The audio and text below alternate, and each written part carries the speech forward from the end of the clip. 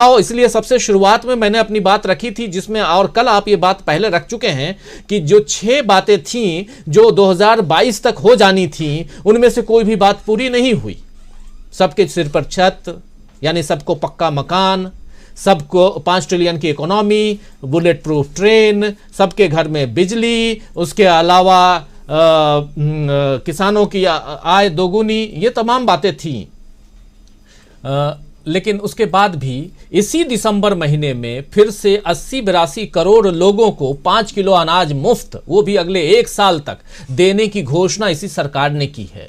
यानी 5 किलो अनाज, मुफ्त अनाज लेने के लिए अभी भी इस देश में 80-82 करोड़ की जनसंख्या है। तो ये बहुत बड़ी बात है। और यही तो साफगोई यहां तो दो बातें, दो धारा यहां बहती हुई दिखाई दे रही है। एक धारा बहाने की कोशिश, एक रेखा लंबी करने की कोशिश राहुल गांधी, और दूसरी तरफ जो आज की सरकार है वो पिछले 8-9 सालों में कर ही रही है। आपसे समझना चाहता हूं कि ये जिस धारा को, जिस लाइन को खींचने की कोशिश राहुल गांधी कर रहे हैं, क्या ये लाइन की दिशा आज की तारीख में, आज के समय में सही है? आप इसको किस रूप में देखते हैं? देखिए, हमारे यहाँ कहा गया है कि जो यात्राएं हैं हमें बहुत कुछ सिखाती हैं। चाहे आप महात्मा गांधी की यात्रा हो, इसलिए गोपाल कृष्ण गोखले ने कहा कि अगला कुछ भी कहने के पहले तुम एक बार पूरा भारत का भ्रमण करो। फिर एक बहुत बड़े घुमक्कड़ हुए राहुल सांकृत्यायन साहब, उन्होंने मतलब एक सामान्य किसान गांव से निकलकर फिर कहाँ बौद्ध धर्म तक गए, तिब्बत गए, चीन गए, कहाँ कहाँ नहीं गए। तो हमें यात्राएं बहुत सिखाती हैं। ये हमेशा कहा गया है राजीव जी, पूरी दुनिया में यात्राओं का बड़ा महत्व है। बड़े बड़े साहित्यकार यात्राओं के कारण निकले। तो राहुल गांधी जो हैं, ये यात्राओं से एक नया राहुल जो बन रहा है, वो इन यात्राओं की देन है। वो अब हो ये रहा है कि भारत इतना बड़ा देश है, यहाँ इतनी विविधताएं हैं, इतने मुद्दे हैं, इतने उसके निराकरण हैं, इतने तरह के दार्शनिक अंदाज हैं, आध्यात्म है, कि राहुल गांधी धीरे धीरे हर रोज कुछ ना कुछ बटोर रहे हैं। और सही बात तो ये है कि पिछले कुछ दिनों से, जैसे हमको पहले भी लग रहा था कि जब ये यात्रा पे निकलेंगे तो बहुत सारे मुद्दों पर बात होगी, और आज वो हो रही है। सही बात तो ये है कि अब राहुल गांधी के पास समझिए कि एक प्याज है और उसको वो रोज काट रहे हैं, नई नई परतें खुल रही हैं। फर्क ये है कि आप जब प्याज काटते हैं तो आपकी आंखों में आंसू आते हैं, लेकिन ये जो प्याज काट रहे हैं इससे सामने वाले की आंखों में आंसू आ रहे हैं, बीजेपी और आरएसएस की आंखों में आंसू आ रहे हैं। ये प्याज काटने का बिल्कुल अभिनव तरीका है जो राहुल गांधी ने इजाद किया है। आप देखिए, खुद उनकी आंखों में आंसू नहीं है। अब मैं आता हूं कि दूसरी बात यह है कि हमारे भारत में जो स्वतंत्रता का भी पूरा का पूरा आंदोलन हुआ, वो आप देखिए कभी भी बहुत बोझिल नहीं था। कहीं उसे लेके बहुत ही कोई हमलावर होकर नहीं बात करता था। यहां तक कि महात्मा गांधी का अपना सेंस ऑफ ह्यूमर इतना जबरदस्त था। एक छोटा सा किस्सा बताऊं कि एक बार जब उन्हें किसी ने कहा कि भाई ये काफी गरीब हैं, काफी फकीर से हैं, तो सरोजिनी नायडू ने बड़े मजाक से कहा कि हाँ, महात्मा गांधी को गरीब रखने में हमारा बहुत पैसा खर्च हो जाता है। तो वहां पे उन्होंने बड़े मजाक से उसको लिया। सब वहां पे जो खड़े थे वो हंसे।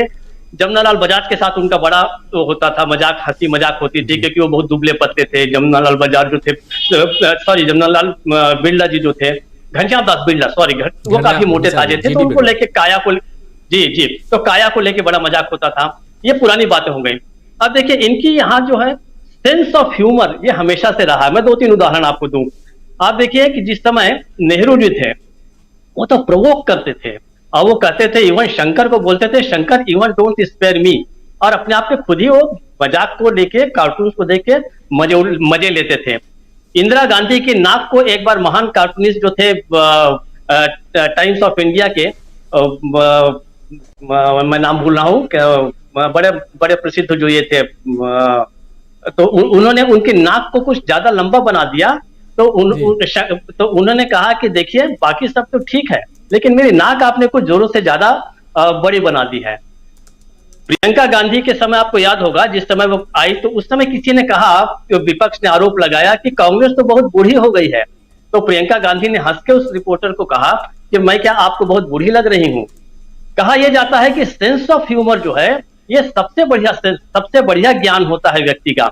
और जिस व्यक्ति में सेंस ऑफ ह्यूमर नहीं है, उसको परिस्थितियों को और दुनिया को देखने की का सलीका नहीं है, तमीज नहीं है। इसे बड़ी कठिन विधा माना गया है।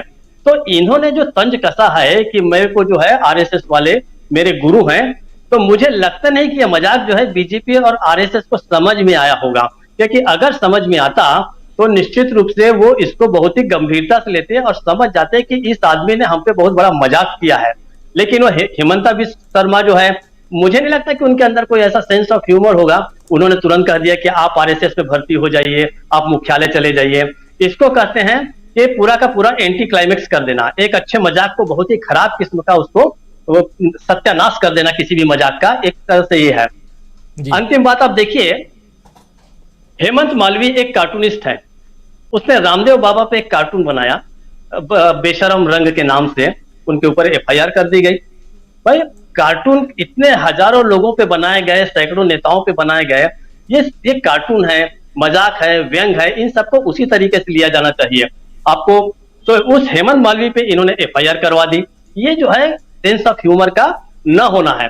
लेकिन अब मुझे लगता है कि राहुल गांधी में ये सारी चीजें डेवलप हो रही हैं और इस यात्रा को अब मुझे लगता है कि वो पूरा का पूरा एंजॉय कर रहे हैं, उनके ऊपर कोई तनाव नहीं है। और ये तनाव से रहित होकर वो जो आगे बढ़ेंगे, यही सारा का सारा डिफरेंस पैदा करेगा। और निश्चित रूप से इससे जो है बीजेपी और आरएसएस जो है वो तो तिल मिलाएंगे, लेकिन जनता के सामने जो है वो सच्चाई सामने आएगी। मुझे ऐसा लगता है कि अब ये जो नया साल है और 3 तारीख से जो निकलेंगे, वो एक और नए तरीके से निकलेंगे। और निश्चित रूप से बहुत सारे मुद्दे ऐसे हैं कि जो हर रोज आप देखेंगे कि कोई न कोई नया जो मुद्दा है वो राहुल गांधी सामने लाएंगे। मुझे ऐसा लगता है कि जो नया साल है कल से जो शुरू हो रहा है, उसमें हमको कुंवर रविंद्र की एक बहुत ही बढ़िया कविता है। उन्होंने कहा है कि चलो पूरी रात प्रतीक्षा के बाद फिर एक नई सुबह होगी ना नई सुबह, जब आदमियत नंगी नहीं होगी, नहीं सजेंगी हथियारों की मंडियां, नहीं खोदी जाएंगी नई कब्रें, नहीं जलेंगी नई चिताएं, आदिम सोच आदिम विचारों से मिलेगी निजात, होगी ना नई सुबह। सब कुछ भूलकर हम खड़े हैं हथेलियों में सजाए फूलों का बगीचा, पूरी रात जागकर फिर एक नई सुबह के लिए, होगी ना नई सुबह। तो मुझे लगता है कि हम कल से शायद एक नई सुबह देखेंगे। राजीव जी, थोड़ा सा इसमें मैंने साहित्य को कुछ ज्यादा ही ले आया, क्योंकि राजनीतिक विश्लेषण करने के लिए अखिल स्वामी जी हैं, रविकांत जी हैं, प्रेम कुमार जी हैं, तो मुझे ऐसा लगता है कि इसको उस नजरिए से देखे जाए, मजाक को सेंस ऑफ ह्यूमर जिसमें होगा वो उनकी बात को समझ जाएगा। वरना मान के चलिए कि इनमें बाकी लोगों में सेंस ऑफ ह्यूमर नहीं है, शायद सेंस ऑफ ट्यूमर हो सकता है। उनको अपना दिमागी इलाज कराना चाहिए और सोचना चाहिए कि भाई मजाक को मजाक के रूप में लिया जाए। राजीव जी जी बिल्कुल, सेंस ऑफ ट्यूमर दोस्तों, मतलब अगर कोई गांठ है तो उसका इलाज करवा लें। और ऐसे रोगी बहुत हैं जो सेंस ऑफ ह्यूमर को पहचानते नहीं हैं, तो इसकी कमी नहीं है इस देश में। और बिल्कुल सही कह रहे थे, नया सवेरा कल का सुबह जो है वो बिछ गई सियासी विसार, खेला जा रहा है सियासी खेल, जारी है वार पलटवार, शह और मात के खेल में